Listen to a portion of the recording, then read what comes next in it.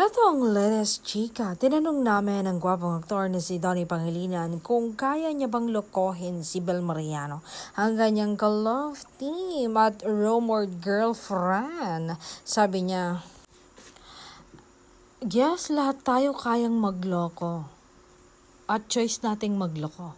Now, na tinatanong mo ako ngayon kung kaya ko siyang lokohin. Of course I can. Kayang-kaya ko siyang lokohin. Pero, hindi ko siya lolokohin.